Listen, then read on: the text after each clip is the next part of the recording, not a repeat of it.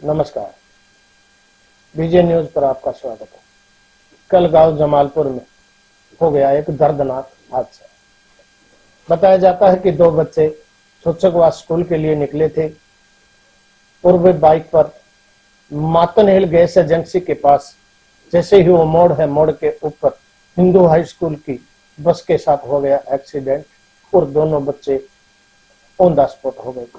बताया जाता है कि पूरे गांव में एकदम से जब ये बात सुनी तो मातम सा पसर गया। पड़ोस के गांव भी पहुंच गए, गांव जमालपुर में। उन बच्चों के अंतिम संस्कार के ऊपर जितने भी लोग पहुंचे थे, सबकी आंखें थी नम और परिवार का तो रो रो करके हो गया था बुरा हाल।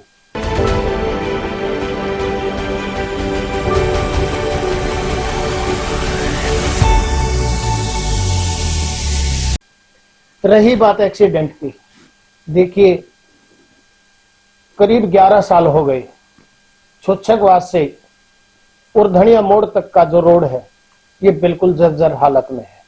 इस एक्सीडेंट का भी मूल कारण यही नजर आया, क्योंकि आज तक 10 साल हो गए इस रोड पर कोई पैच लगाने का काम भी नहीं किया गया है। इस रोड पर भी आए दिन होते रहते हैं एक्सीडेंट, क्योंकि यह है चलने का कोई रास्ता नहीं रहा है और सड़क की हालत बिल्कुल ही खत्म हो चुकी है।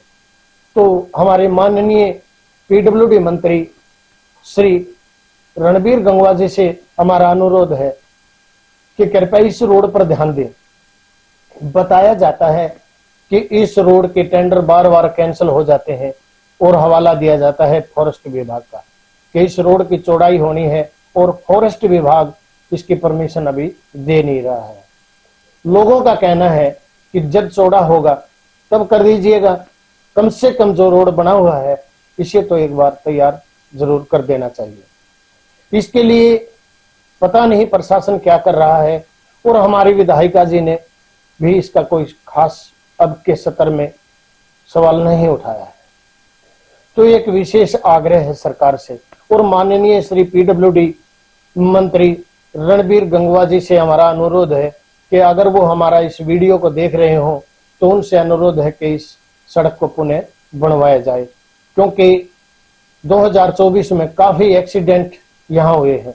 और एक्सीडेंट होने का एक विशेष कारण क्या था, जो मोड़ है वो बिल्कुल एक ब्लाइंड मोड़ है। दोनों साइड से आने वाले व्हीकलों को इस मोड़ पर कुछ भी दिखाई नहीं देता है, क्योंकि कुछ फॉरेस्ट के बड़े बड़े पेड़ वहां लगे हुए हैं।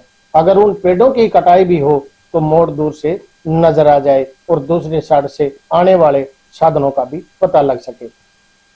और इस हादसे को लेकर के बताया जाता है कि दोनों बच्चे बचने की बहुत कोशिश की गई, लेकिन मोड़ के कारण से बस भी अपना संतुलन खो चुकी थी और वो भी दूसरी साइड से ओवरटेक करके आ रही थी। इस वजह से ये एक्सीडेंट का हादसा हुआ बताया गया है।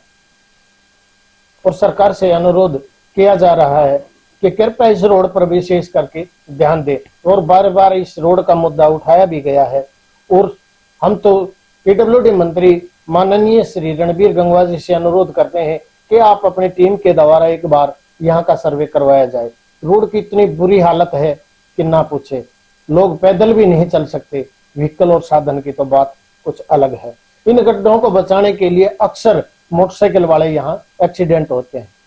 2024 में ही जमालपुर का पहले भी एक इसी प्रकार से सालावास में एक्सीडेंट हुआ और मौके पर ही एक यंग बच्चे की जान चली गई थी। तो सरकार से हमारा अनुरोध है कि भाई इस रोड का पुनर्निर्माण अवश्य करवाया जाए। और हमारी विधायिका श्री गीता भुक्कल जी से भी हमारा अनुरोध है कि कृपया इस रोड के मुद्दे को आप आगे लेकर के जाइएगा और श्री माननीय पीडब्ल्यूडी मंत्री रणबीर गंगवा से सीधी बात करके इस रोड का पुनर्निर्माण करवाया जाए। लगभग 3 से 4 गांवों के लोग इस अंतिम संस्कार में शामिल हुए।